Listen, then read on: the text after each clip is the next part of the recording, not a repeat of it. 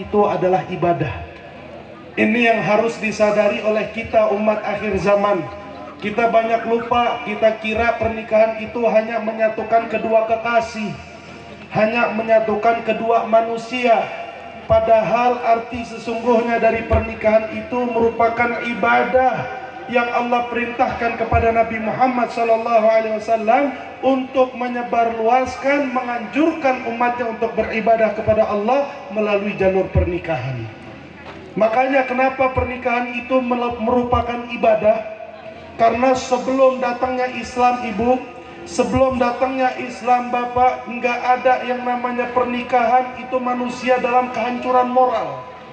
Pada zaman jahiliyah itu kalau nggak ada nikah, jadinya kayak zaman jahiliyah.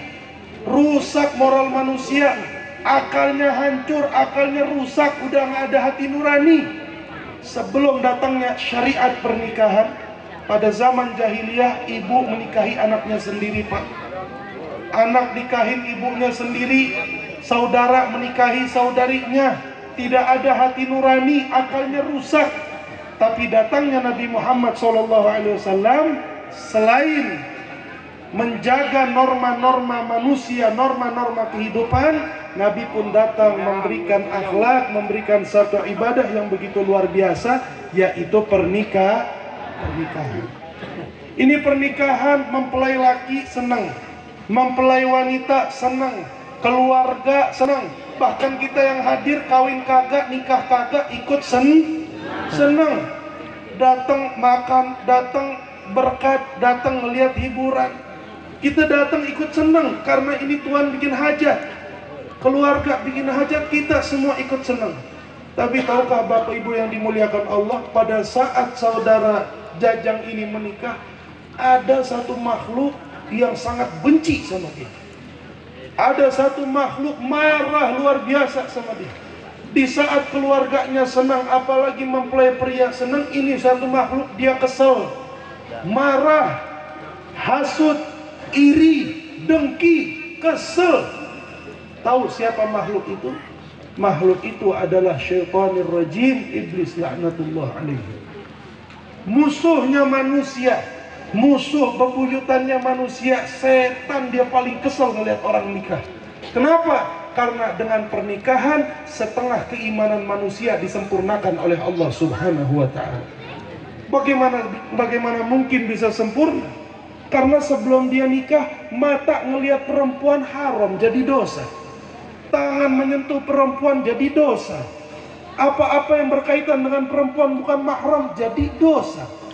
Tapi begitu dia ngucapin qabiltu nikahaha wa tazwijaha bil mahril madkur, saya terima nikah kawinnya fulanah binti fulan dengan mahar dibayar tunai, itu langsung matanya yang biasa ngelihat haram berubah jadi pahala.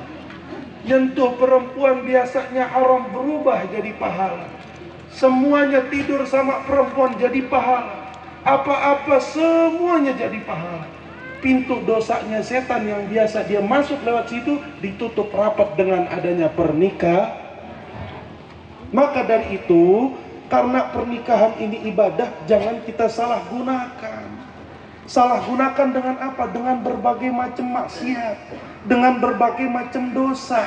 Pernikahan itu ibadah. Tidak akan seorang yang menikah itu bahagia di dalam rumah tangganya, tidak akan gembira di dalam rumah tangganya, terkecuali dia menjaga norma-norma syariat Islam. Dia menjaga aturan-aturan syariat Islam. Karena yang dia lakukan ini ibadah. Maka ibadah itu menghasilkan ibadah, bukan dari ibadah menghasilkan maksiat. Sehingga saya pernah dengar satu perumpamaan, Bapak Ibu. Saya pernah dengar analogi bahwa seseorang ketika menikah, dia mencari kebahagiaan, syaratnya cuma satu, caranya cuma satu. Bagaimana kedua mempelai ini bisa sama-sama saling melengkapi untuk bisa sampai kepada ridhonya Allah Subhanahu. Umpamanya bagaikan segitiga, yang di atas Allah, yang di bawah kanan suami, yang di bawah kiri istri. Kalau cuma suaminya aja yang dekat sama Allah, istrinya jauh dari Allah, nggak bakal ketemu. Istrinya doang yang dekat sama Allah, suaminya jauh dari Allah, nggak bakal ketemu. Apalagi dua-duanya jauh dari Allah, nggak akan ketemu kebahagiaan. Yang mau bahagia di dalam pernikahan, mau pengantin baru ataupun yang sudah puluhan tahun, udah bertahun-tahun menikah tapi belum bahagia, perhatikan bagaimana kedua hubungannya dengan Allah. Makin dekat suami istri dengan Allah, makin ketemu kebahagiaan itu.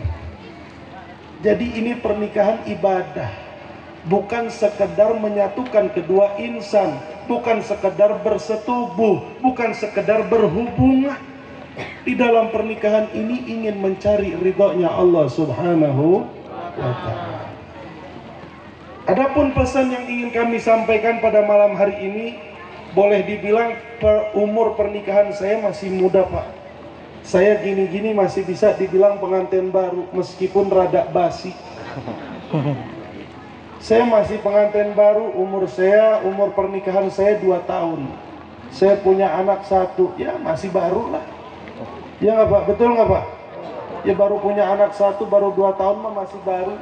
Sebenarnya kalau saya usul, seharusnya yang nasihat-nasihat pernikahan itu yang udah tua. Yang umur pernikahannya udah tua, dia lebih berpengalaman. Dia udah pernah ngerasain sakitnya hati itu bagaimana. Dia udah ngerasain sabar ngadepin istri. Harusnya tuh yang tua-tua usul aja. Tapi karena rupanya malam ini saya yang diundang, mau nggak mau saya harus sampaikan pesan itu. Saya nggak banyak-banyak, saya akan sampaikan pesan pernikahan yang disampaikan orang tua dan guru saya sebelum saya nikah. Sebelum saya menikah, orang tua saya bilang di dalam pernikahan itu ada 3 aktor utama. Ketika 3 aktor ini memerankan aktornya sesuai dengan perannya, maka keluarga itu akan berhasil. Keluarga itu akan menghasilkan sakinah, mawaddah, warahmah. Siapa